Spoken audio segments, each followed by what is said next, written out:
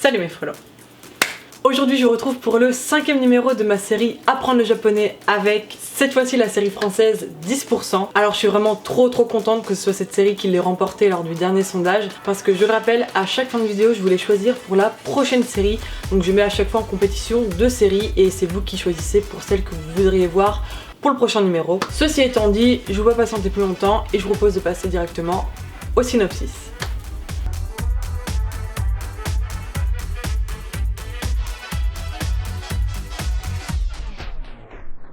10% est une série française dont l'intrigue se déroule à Paris dans l'agence artistique ASK, acronyme de Samuel Kerr qui est donc le patron de l'agence ASK, et suit le quotidien d'Andrea incarné par Camille Cotin, Mathias incarné par Thibaut de Montalembert, Gabriel incarné par Grégory Montel et Arlette incarnée par Liliane Revers. 4 agents de stars qui doivent gérer toutes les situations délicates du métier et nous font découvrir les coulisses sans pitié du monde de la célébrité et du cinéma. Voilà pour le synopsis. Alors avant de passer au vocabulaire, quelques petits mots sur cette série qui est clairement ma série française préférée de tous les temps. Vraiment, j'ai eu un énorme coup de cœur pour cette série. Tout d'abord parce qu'il y a mon actrice française préférée, Camille Cotin, qui joue dedans. Donc à la base, c'est ça qui m'a fait regarder la série. Et j'ai vraiment accroché parce que l'histoire est juste incroyable. Je trouve le scénario hyper bien ficelé. Et puis voilà, le fait que ça parle d'un métier qui est complètement inconnu du grand public. Agent de star, je savais pas du tout en quoi ça consistait comme métier avant de regarder cette série. Et c'est vraiment hyper bien réalisé. Ce qui fait que cette série est absolument géniale, c'est que à part les acteurs qui jouent les agents, les stars de l'agence ASK dans la série sont joués par les vrais acteurs français. Donc on a par exemple Jean Dujardin qui joue Jean Dujardin au sein de la série,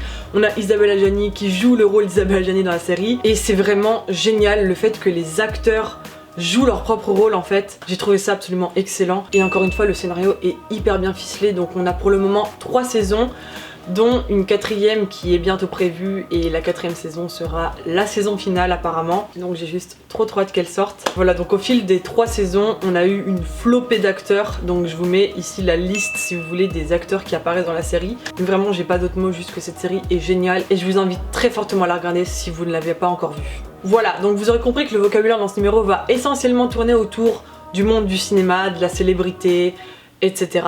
Avant qu'on se penche sur le vocabulaire, je vous propose qu'on voit ensemble le titre japonais de la série. Donc en français la série s'appelle 10%, et 10% c'est le pourcentage que touchent les agents sur les contrats qu'ils négocient pour leur talent.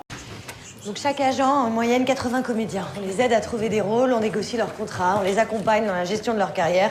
En échange, on prend 10% de la rémunération. Donc voilà, en français le titre vient de là, mais en japonais on a le droit au titre Eijento Monogatari. On pourrait traduire ça par histoire d'agent. Donc bon, moi je trouve que c'est pas ouf, hein.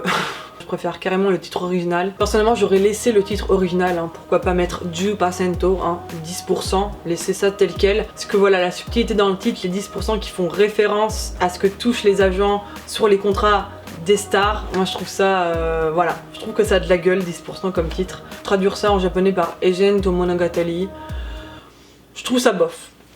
Mais bon.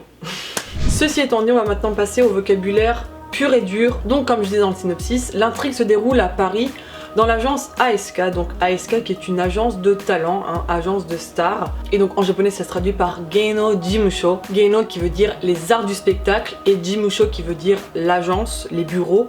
Donc voilà, Geino Jimusho pour l'agence de talent, l'agence de stars. Ça permet aussi de voir le mot Geinojin qui veut dire la célébrité, la star en gros. Donc voilà, une personne qui possède un talent, un art. Du coup, voilà. Et donc le rôle des agents de stars en gros c'est de négocier des contrats pour leur talent. Donc ça permet de voir le mot contrat, keiyaku, keiyakusho qui est le contrat papier, hein, le document. Et donc comme je disais, leur rôle c'est de négocier les contrats, donc keiyaku kousho, kousho qui veut dire la négociation et kousho suru qui veut dire négocier. Donc dans la série on a 4 agents principaux dont on suit les aventures. Donc tout d'abord je vous parlais d'Andrea incarnée par Camille Cotin, on a ensuite Mathias, Gabriel et Arlette. Et donc les talents de l'agence sont répartis par agent, donc chaque agent a son talent qu'il représente. Donc ça permet de voir le mot tanto qui veut dire le représentant, le responsable, la personne qui prend en charge un domaine. Et donc découle de ce mot aussi le verbe tanto suru qui veut dire être en charge, représenter, etc. Donc cette agence se charge de représenter toutes sortes de talents, mais principalement des acteurs. Donc ça nous permet de voir le mot Haiyu qui veut dire acteur, mais attention, acteur masculin, puisqu'au féminin ça va donner Joyu qui veut dire actrice. Donc voilà, Haiyu pour un homme, Joyu pour une femme. Mais on a également le mot yakusha qui veut dire acteur comme actrice. Voilà, c'est un mot qu'on utilise pour les deux sexes et il n'y a aucune distinction. Et donc yakusha ça vient du mot yaku qui veut dire le rôle, donc la personne qui joue un rôle. Yakusha. Encore une fois, avec ce mot, il n'y a aucune distinction. Vous pouvez très bien l'utiliser autant pour un homme que pour une femme. Et voilà, du coup, si vous voulez vraiment désigner une actrice, vous direz Joyu et un acteur Haiyu. Voilà pour la petite subtilité. Tout à l'heure, je vous avais expliqué très brièvement l'origine du titre de la série en français, 10%. Donc encore une fois, 10% c'est le pourcentage que prennent les agents sur les contrats qu'ils ont négociés pour leur talent. Donc là c'est leur rémunération sur les contrats qu'ils négocient. Du coup ça permet de voir un mot un petit peu compliqué mais qui vous permet de briller en société. On n'oublie pas. Donc le mot hoshu qui veut dire la récompense, la rémunération. Donc dans le cas de la série c'est une rémunération par rapport au contrat des acteurs, donc on va dire yakusha hoshu 10%, donc une récompense de 10% sur les contrats des acteurs. Donc voilà, hoshu on l'utilise pas uniquement pour les contrats de stars ou quoi, c'est vraiment pour n'importe quel domaine. Donc c'est vraiment un mot à savoir. Donc voilà pour le vocabulaire un petit peu administratif. Maintenant je propose qu'on se penche sur le vocabulaire propre au monde du cinéma. Donc voilà, tout à l'heure on a vu les mots pour acteurs, actrices. Donc ces acteurs et actrices jouent évidemment dans des films qui sont réalisés par des réalisateurs. Et c'est avec cette magnifique transition qu'on va pouvoir voir le mot réalisateur.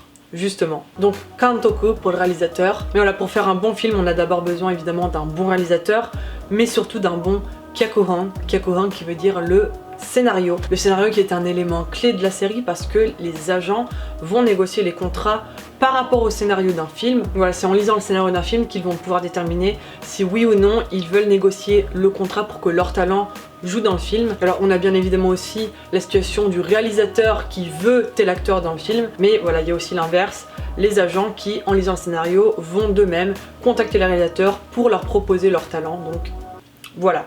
Ici, on met tous les scénarios qu'on reçoit pour nos acteurs. Alors, le scénario, c'est la base de tout. Pas de scénario, pas de film, pas de financement, pas de comédien, pas d'agent, pas d'assistant. Ok ? Donc une fois qu'on a le réalisateur, le scénario bien ficelé, les bons acteurs, il va falloir commencer le tournage du film. Donc le tournage qui se dit satsue en japonais. Donc satsue ça s'utilise aussi pour le shooting photo. Donc c'est dans les deux cas, soit pour la photo, soit pour la vidéo. On va dire satsue pour un tournage ou un shooting. Du coup on a aussi satsue gemba, donc qui veut dire le lieu de tournage.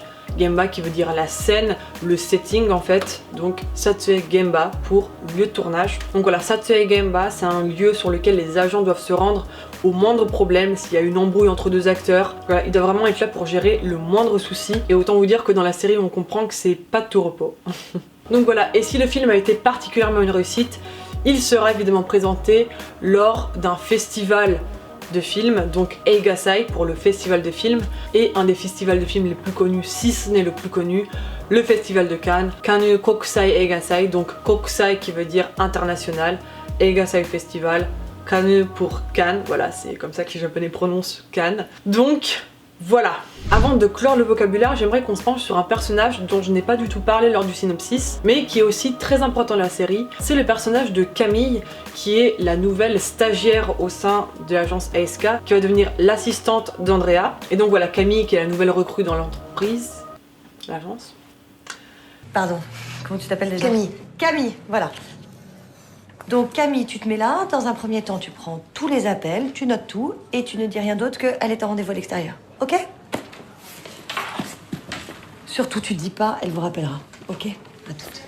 Donc Shinjin qui veut tout simplement dire la nouvelle, donc une nouvelle personne sur un lieu de travail, un débutant, donc voilà, c'est le nouveau ou la nouvelle, Shinjin. Et elle va commencer à travailler tout d'abord en tant qu'assistante d'Andrea. Donc voilà, ça permet de voir aussi le mot assistant.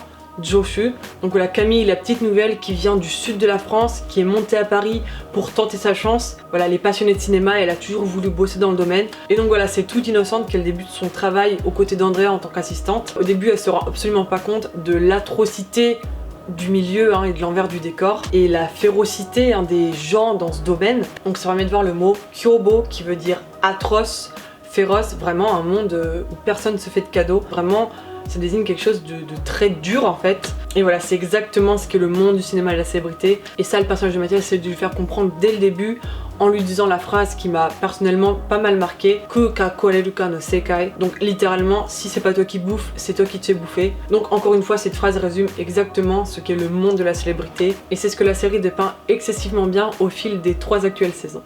Ouais, mais méfie-toi, tu vas faire de l'ombre à tes collègues. Tu sais, ils ont l'habitude, ça fait 10 ans que j'ai toujours le meilleur chiffre d'affaires de l'agence. Ouais, sauf qu'un Dujardin égale 2 Canet. C'est le contrat de Dujardin, signé de sa main. Quelque chose me dit que cette année, c'est moi qui vais faire le plus gros chiffre. Salut les mecs.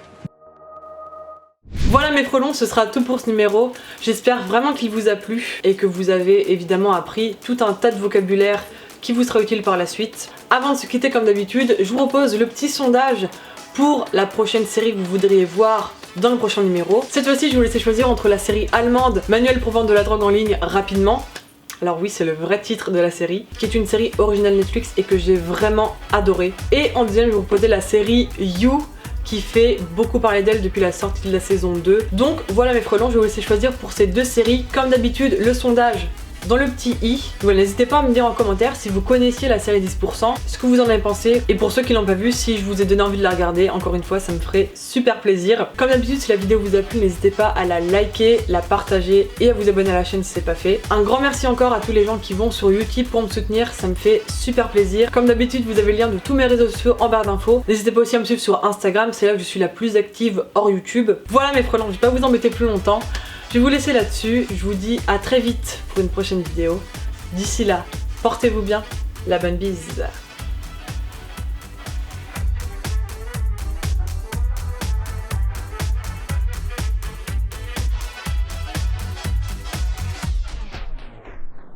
Ah, mais on se connaît en fait, non? Ouais, on était ensemble au collège. Ah, mais voilà. Marteau. Hein? Andrea Marteau. Pourquoi ne m'a dit un autre nom? Martelin, un truc comme ça. Martel, c'est mon nom de boulot. Ok. T'as changé ton nom. Ouais, mais t'as pas changé ton nez.